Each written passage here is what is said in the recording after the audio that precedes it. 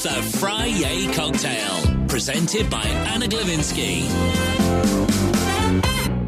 Now, are you a Talking Heads fan? Well, if so, you're in for a treat. And even if you don't know loads about them, I don't know too much about them apart from their main hits, which did actually provide a bit of a backdrop to my childhood, I must say. But knowing about them too much as a band, well, I guess that's why we have our next guest on the line anyway to tell us all about them. Jonathan Gould, he's written a book, Burning Down the House, and talks not just about Talking Heads, but also the New York scene that they were in at the time and how they went their way to transform rock. Jonathan, good afternoon. How are you doing? Good afternoon to you. It's a pleasure to be here. It's afternoon to me, actually. Where are you based right now? What time is it? Well, I'm in the Hudson Valley of New York, north of New York City, and it's about 11:30 here, so it's late morning here to be exact. Oh, well, fair enough. And are you a New Yorkian through and through? Is that what drew you a little bit more to wanting to know more about the Talking Heads story? Well, yeah, absolutely. I mean, I've written about other things. I wrote a big book about the Beatles many years ago, and I wrote a book about the soul singer Otis Redding. But part of the attraction to Talking Heads was, yes, I'm a born and bred New Yorker. I grew up in the city. I was very familiar with the world that they moved to in 1975, and so yeah, it was very interesting to me to write about the place where I grew up. Again, from a very different perspective, from 50 years later, as far as that goes. Yeah. But that's part of the attraction. Well, it's a different perspective in terms of time, but also in terms of, in terms of what they were doing. This band was forming, it's set against that backdrop. Who were they, and what was their environment like at that time? Well, to begin with, they were none of them New Yorkers. They were all, so to speak, settlers in the city. They did not grow up there. Most of them grew up in, one of them, David Byrne, grew up in suburban Baltimore. Chris Franz grew up in suburban Pittsburgh. Jerry Harrison grew up in suburban Milwaukee. And Tina Weymouth, the bass player, was what's known as what people themselves call military brats, which is to say that she was the daughter of a very high-ranking naval officer, and she lived all over the country and in some ways all over the world when she was growing up. However, three of them, David, Chris, and Tina, all met at art college in Rhode Island, at the Rhode Island School of Design, or RISD as it's commonly known. Chris and Tina went on to graduate. David dropped out after his freshman year there, but that's where they knew one another.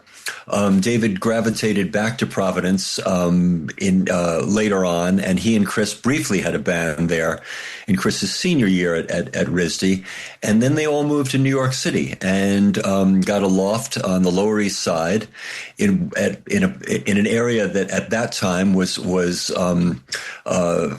not a safe or pleasant place to live, to say the least, and put together this band. And that's how they came together, essentially. But the city that they moved to in 1975, kind of famously, New York was teetering on the brink of bankruptcy in those days. It had lost more than 1 million residents over the previous 10 years. And the city was a bit of a dystopia, especially the downtown areas. That, of course, nowadays, when we think of people who are familiar with New York and think of Soho and Tribeca and NoHo, these are some of the poshest neighborhoods in New York now. But they weren't then. In those days, they were regarded as a sort of post-industrial slums, I guess one would describe. They had been industrial neighborhoods, and most of the jobs had gone away. The great advantage of it, however, to people at that time was that this was some of the most affordable housing in any American city. And it enabled people like Talking Heads and a great many other people who became fixtures of that downtown art scene. We're talking about composers like Philip Glass, or painters like David Sall, or performance artists, and so on and so forth. People could afford to live there and get a start in New York, obviously in a way that's become much more difficult in the years since. And as a group of mates, are they living there, do you believe, because it's the only place they can afford and it's a launch pad because they're ambitious and they want to take over the rock scene, as in many ways they did? Or are they just loving this environment surrounded by creatives, you know, that student dream of eating your beans on toast and loving it because you've got your independence at that time and not really thinking about the future ahead? You know, it's not like they're trying to escape where they're living. Maybe perhaps they even like it. Very well said. I would say a lot of both. Okay. I mean, one of the things that distinguished Talking Heads from the very beginning, and I think David Byrne from the very beginning, is David was fiercely ambitious. I think that he didn't have in the beginning a very clear idea of where to put that ambition, but that's true of a lot of people in their early 20s or mid 20s as far as that goes. But I think there was a kind of dynamic ambition, particularly on his part. But I think they all shared it in a way.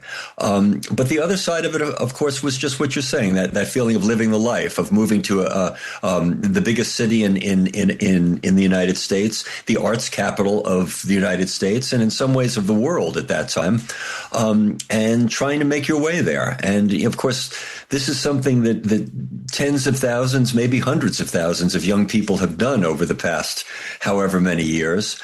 In the case of Talking Heads, they made a rather spectacular success of it, though.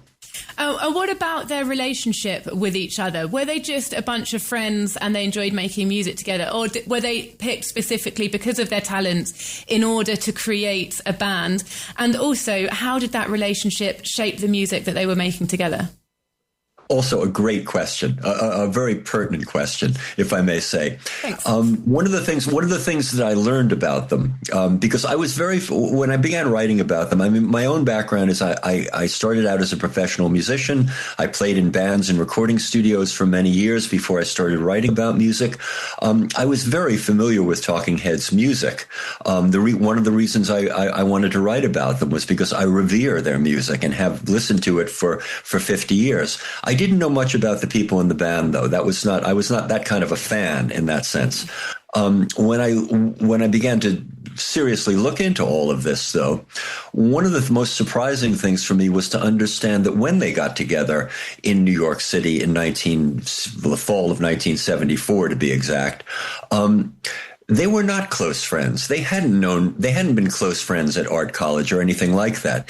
Chris Frantz and Tina Weymouth were very close friends. They had formed a romantic relationship, and went on to marry one another and have stayed together to the present day. It's one of the great rock and roll marriages, I think we can all say.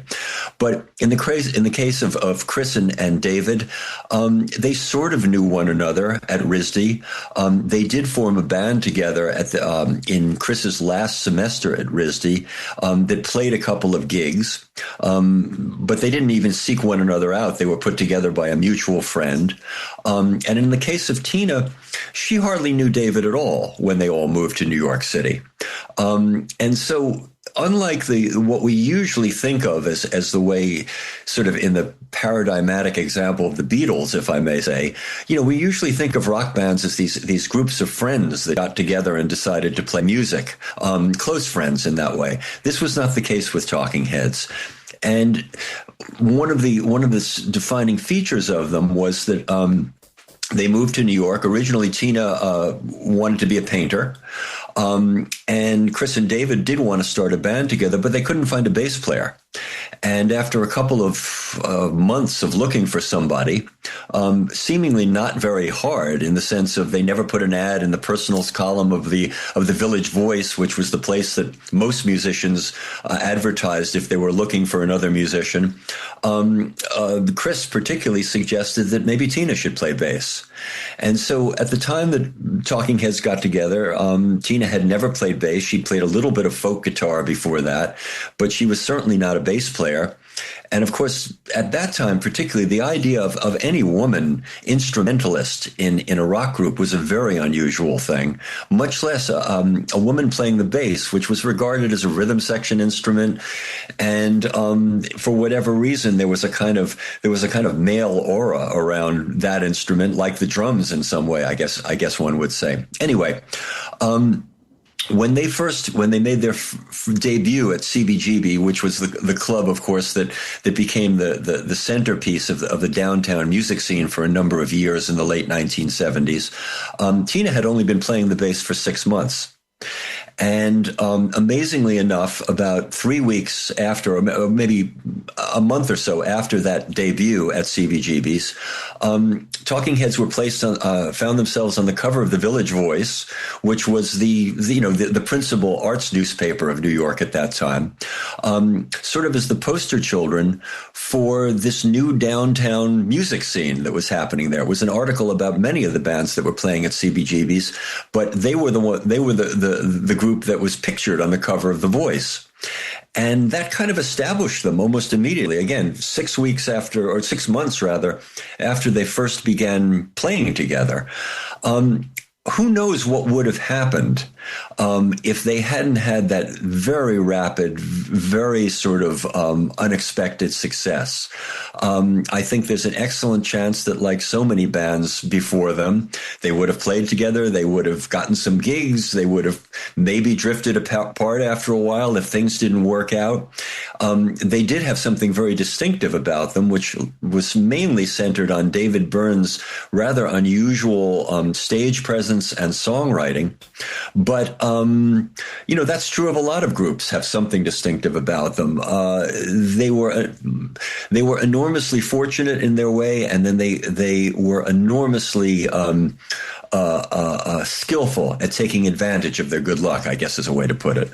But you use the word distinctive, and I think that is probably the operative word when you think about what they were creating, and especially at that time. Maybe they would have been discovered no matter what, because they had so much of an influence on rock music rather than just churning out more of the same sort of stuff and having hit the jackpot.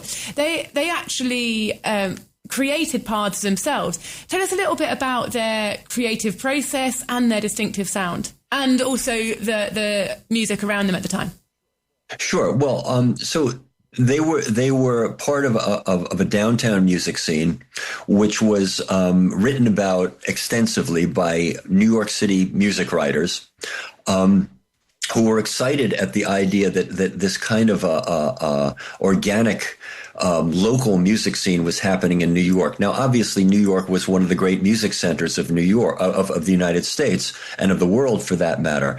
But especially during the 1960s, there weren't a lot of bands that came out of New York. Everybody played in New York. Everybody came to New York, beginning with the Beatles, of course.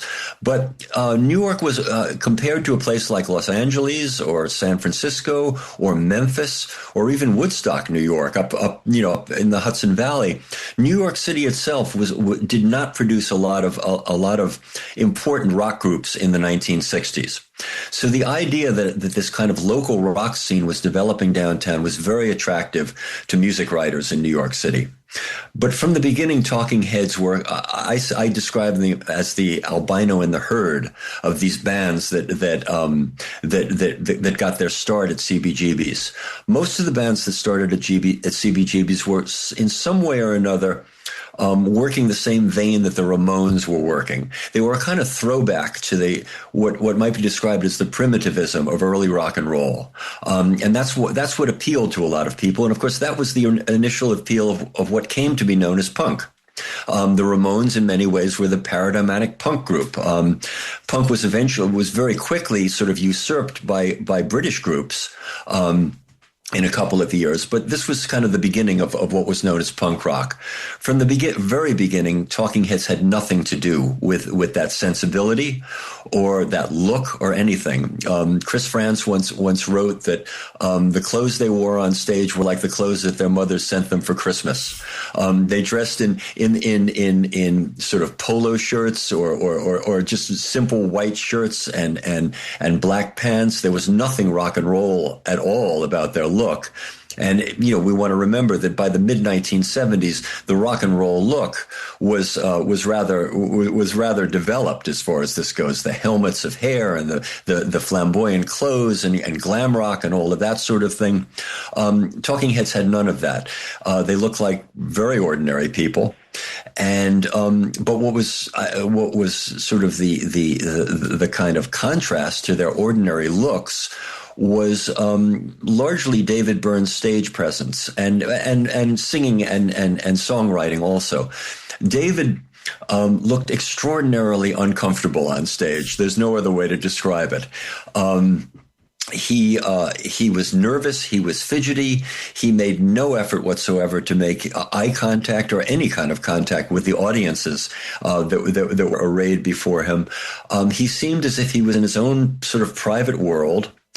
And there was something kind of fascinating about this to audiences that were used to seeing performers reaching out to them, that were used to seeing performers make every effort to connect with them.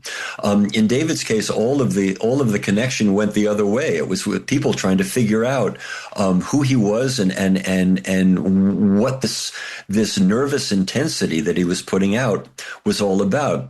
And of course, it didn't hurt that one of their first sort of most popular songs was a song called "Psycho Killer," which had which was a song about just that. It was kind of tongue in cheek in some ways, but David's sort of impersonation of this kind of a kind of pent up psychopath, for lack of a better term, went rather well with this strange kind of strangely removed, distant kind of stage presence that he had. And as I say, it was a source of enormous fascination to audiences that were used to having performers sort of try to dominate them in many ways. And that was a big part of their original appeal. Now, everything changed very quickly. Within a couple of years, they added a fourth member to their group, a Harvard graduate, in keeping with the sort of college-educated theme of the group, which was a big deal. I mean, it was something that was remarked upon all the time, because in both Britain and the United States, rock and roll was not thought of as a collegiate phenomenon, at least not in terms of the people who played it. Although there were many exceptions to that, obviously. But they added a fourth member on keyboards and started a remarkable musical evolution. They got very, very good at playing their instruments. And perhaps the thing that distinguished them from all of the other bands in that downtown punk rock scene was that they began an engagement with black music. Not the black music so much of the 1960s, but the black music of the 1970s, which is to say funk, and to a certain extent disco. And both of those, this is at a time in music history or popular music history when black music and white music, having come very much together during the 1960s, were moving very much apart.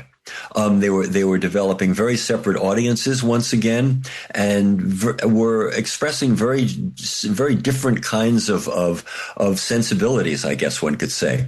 Talking Heads bridged that gap in a very important way, and not just involving Black American music, but they also became at a certain point, thanks to the influence of Brian Eno, who produced them on 3 of their albums. They became enchanted with Afropop, as it was then known, which is to say African popular music, which bears a lot of similarities to American funk. In fact, was largely influenced by James Brown in many ways. So this musical evolution that took place was a huge part of their of their distinction. Most of those bands, punk rock bands particularly, didn't evolve musically. Talking Heads, on the other hand, like many other great rock groups, like the Beatles, who sort of set this standard, each album was different from the one before it. Each album represented some kind of a leap to something new.